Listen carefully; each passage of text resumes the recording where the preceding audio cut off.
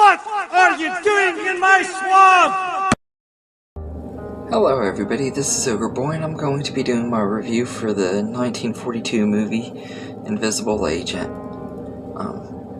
So this movie follows a man, Frank Griffin, who is the grandson of the original Invisible Man, and in this movie he is going undercover, invisible, as a spy during World War II to spy on some Nazis in Germany.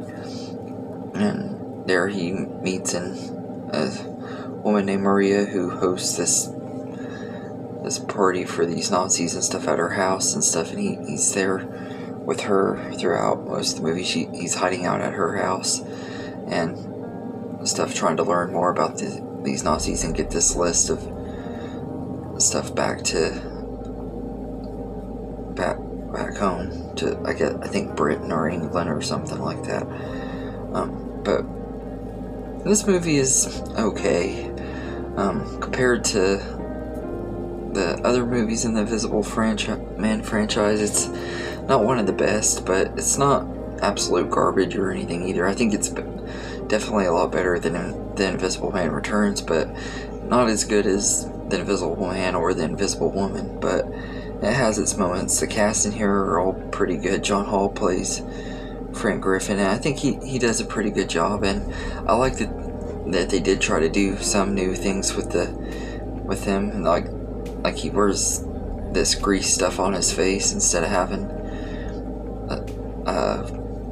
it's like paint. It looks like his face is painted and stuff. I thought that was kind of cool and stuff. Did a little something different, but the visual effects here are still really good like they are in the others, but they're nothing new. At this point you pretty much know what to expect with this movie and everything. A lot of one-sided fights and stuff moving around on its own and everything. It's nothing really new for the Invisible Man franchise as far as that goes, but I did like that they took the story and did something different with it. This one, The Invisible Woman, was kind of a comedy, more of a comedy movie, and this one is kind of more like a spy movie, and it even has a little bit of action in it towards the end of it, which I thought was kind of cool and everything. But it's kind of weird, the Nazi stuff in here though. Like, it's crazy how many Nazis you see in this movie. And you could tell that this was one of those wartime era movies and stuff.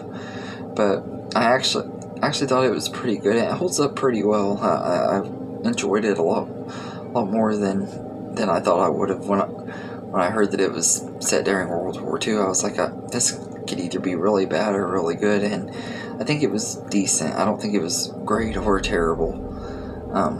And once again, the cinematography is great, which you get that with all these monster movies. Most of them, they look really great and they have awesome sets and stuff.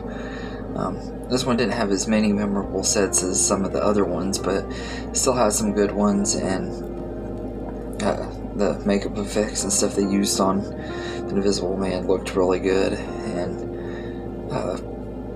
it's a fun movie. But I think the score in here was pretty good too. Not anything super great, just fit the movie well enough, and it's not like one of the best scores, but I think the supporting cast are pretty good too. Ilona Massey plays Maria, and her acting is okay. She's not like super great in it, but she does good enough for the role, and she's not extremely well written anyway, but she's an okay character, and I think Ilona Massey did a decent job. I heard that she didn't really like doing the movie and has always said that she kind of regretted making it, but I thought she was fine in there. And Cedric Hardwicke is in here as Conrad Stauffer, one of the main Nazis, and he's decent in here. And Peter Lorre as Baron Aikido was okay. I thought he kind of stood out. He was kind of a good villain, but yeah, I think this has a decent cast and story.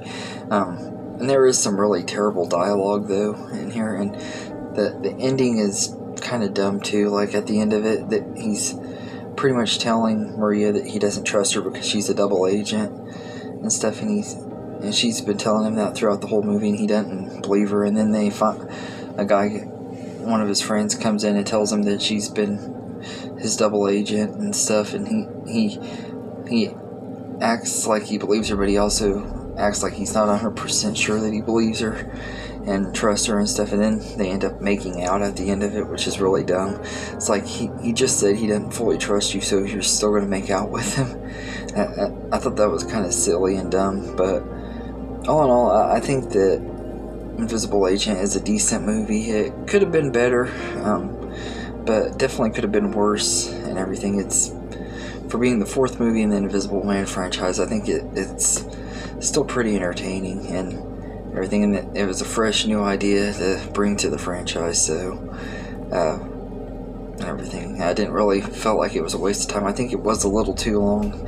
Most of these movies are about an hour and 10 minutes or 15 minutes, and this one's an hour and 22 minutes, which isn't super long, but it does kind of drag just a tiny bit, a little bit in the middle, but aside from that, I think it's okay. I'd give it a 7 out of 10. Yeah, it's one that I wouldn't mind rewatching every now and then. I wouldn't want to watch it all the time, but it's okay.